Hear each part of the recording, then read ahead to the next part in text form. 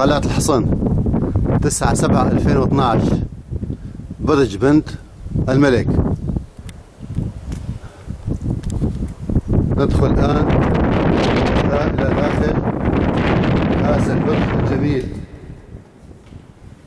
لنلاحظ الإصلاحات التي تمت على هذا البرج، والتي نلاحظ آثارها بوضوح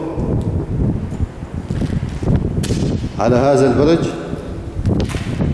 الذي كان في يوم من الأيام يؤمه الآلاف من الزوار، وهو الآن خاو إلا من بقايا الزجاج وبقايا آثار تركها هؤلاء المجرمون.